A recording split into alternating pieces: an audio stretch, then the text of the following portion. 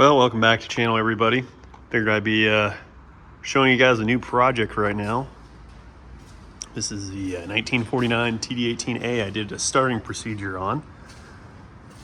It's actually a very nice tractor. Use it quite a bit. Unfortunately, the left steering clutch is stuck on it. It's been like that since I've had it. And since it's kind of wintertime right now in California, I figured why not work on this inside the shop here. I'll be kind of doing a detailed explanation on how to do one of these. And they're not too terrible. Usually that's, on these old crawlers, that's usually what stops them.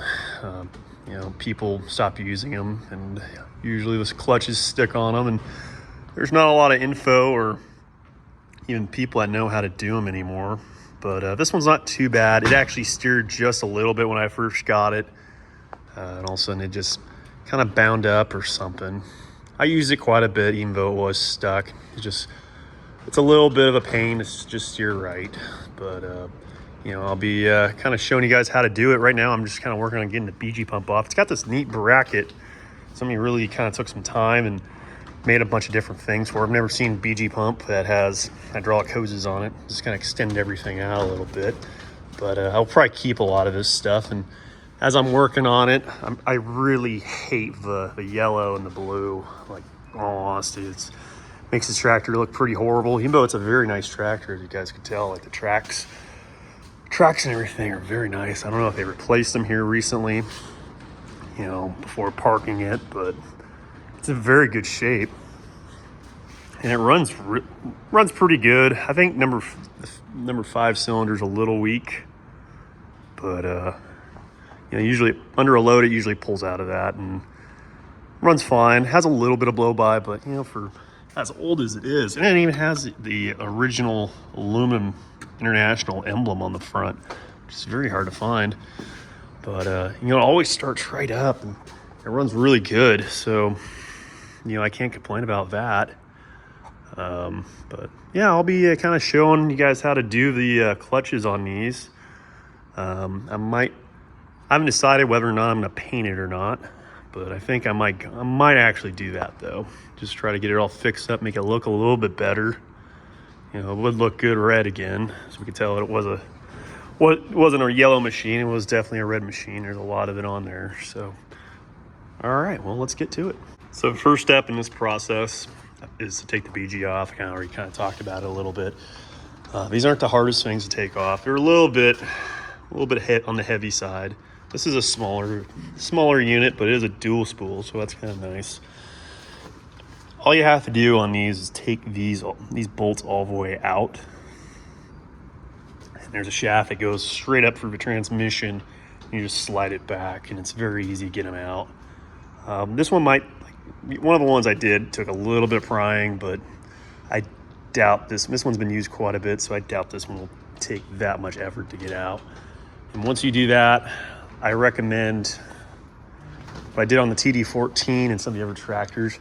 These fenders are a real pain to get off, especially the way they are right now. Just everything's completely covered in dirt. I blasted as much as I could off with the pressure washer. The operator platform's pretty clean, but I recommend just taking them off. See all these bolts along the bottom here. Take all those bolts off here, and then these here, take these off, this one off, and then there should be maybe one right, nope. No more up in here, maybe, oh, one right there, one right here.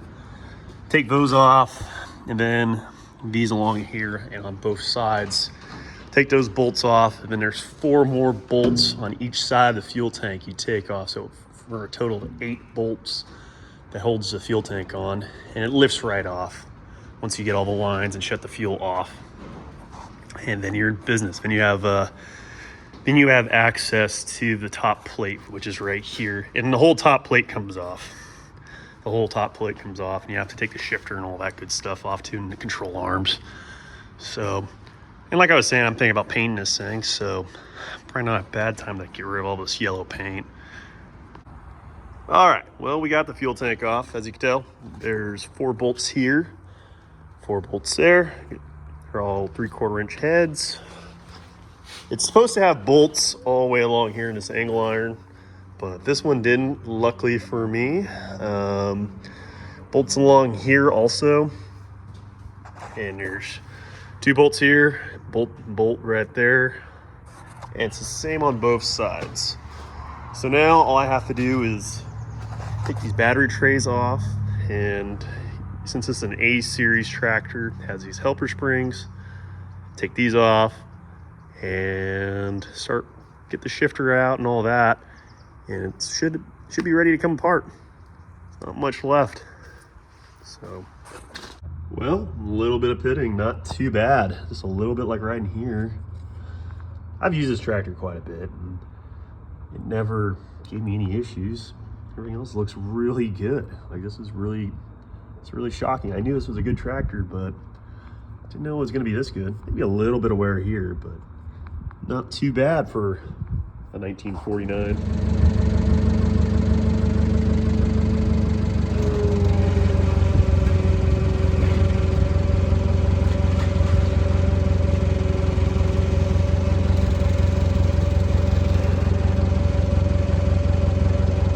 All right, now we're in the clutch compartment.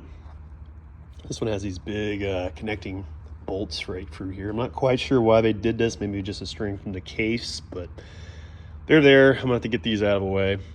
At least this one here. I don't think I'm gonna be taking this clutch out unless the shaft, the intermediate shaft in here is completely wore out on this one. Then I'll probably pull this one out and take a look at it. But the fun part is to get these pins. This looks like this pin's already, looks like that pin might already have lost its cotter key. Maybe there's no cotter key below it. Maybe that might be too terribly hard. But there's two of these transfer bars that are in here that you have to remove. And there's a bolt below. I'll get, when I'm below the tractor here in a little while, draining the oil out, I'll show you guys where the bolt is. Should be like a 3/4 inch head on it, probably a 1/2 inch bolt. It goes up from underneath and it connects to the cup, which this greases, and that's where the bearing is. These, once you get these transfer bars out and the bolt off, this thing will lift right out. If it doesn't, usually it's because the bearing's hung up on it. The other ones fought me a little bit. I ended up breaking a couple bearings, but it did no damage, no lasting damage to the cup or the shaft. I just had to replace a couple bearings. I put new bearings in the other tractor. Not a hard thing to do, but it's definitely something you're gonna have to watch out for. It's something you're gonna struggle with if you never done one before. Another thing I like to do before I do these is I usually take the bolt out. That bolt right here. That's one of the brake adjusting band bolts. It gives you enough play to get these cotter keys out and these pins out of these. And you could probably get away with just one of them, but if we have to, we'll take both off. And everything looks pretty good on these brake bands. Don't look too terrible. Let's see, take a look at that one. Don't look too terrible either. Considering this is a left-hand turning brake right here, doesn't look too terrible, honestly. Like, this is the one that's getting the most usage since these things are probably turning left a lot with a big disc. I'm assuming this looks like it's in a ways. Maybe the clutches are pretty wore out in it. I don't know. I'll probably be replacing them all, but we'll see. It seemed like when I did the other ones, they stuck out a little ways, and were fairly new looking. So we'll see. We'll see what it's like when I take it apart. Luckily for me, this is the one that had a messed up zerk fitting right here, so I didn't have to spin this one around and try to find it. And that one actually has it, so I could probably repair this while it's out. All right, well, I kind of skipped ahead a little bit.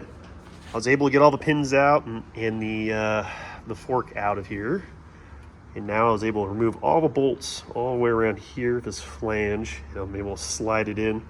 Now I'm gonna be able to cut, there's a bunch of safety wire, you can see on here. There's 6 bolts on there. And as soon as I get those bolts all broke free, you can slide it over and it's ready to lift out once you get the brake band here off and all these bolts here broke free. So I still got a little bit of work, but not nearly as much. The hard work is done to get it out. The pins are, And the little transfer bars are the worst part of this whole job. Well, we had success finally. Got everything out. Doesn't look too bad, luckily. The shaft here looks really good considering who knows how long it's been in there. It's probably been replaced. These are designed to be replaced. If I was a betting man, I would say this thing is completely, all the clutches are all completely shot. That's what I'm thinking. The other ones I took apart, there's a pretty substantial lip. This pressure plate or ring or whatever they call it, I'm not sure. Stuck out quite a ways on the other ones I've done, and so I'm assuming that probably has something to do with it. I will say this is a little bit different in the TD14s. This cup right here was attached to the bottom of the casing on a TD14 down below here, and this is all one piece apparently, the flange and everything. It slid right together and right apart, and everything's obviously filthy and horrible looking. A couple of the bolts on this flange here fought me. I had to heat it up and break them loose.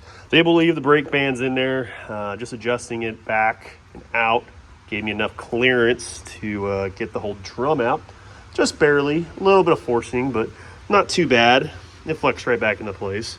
No broken bolts luckily in here. Everything looks good on this too. Bearing looks good, everything looks good. Same with the this coupler here, doesn't look too bad. It's got the half moon clips, which are a little bit different than the TD14 I'd had. It actually was one piece, flange and all, just slid right over. And other than that, it was a pretty simple job. It wasn't too bad. So I'll probably make a separate video of putting it all back together. Got to clean up a bunch of stuff. So, you know, if you like what you see here, please like and subscribe and leave a comment, and I'll maybe hopefully help you out with whatever you're working on. I know these are a challenge for people. They're definitely not the easiest.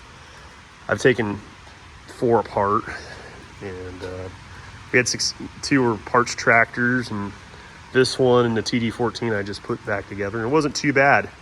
So yeah, thanks for watching.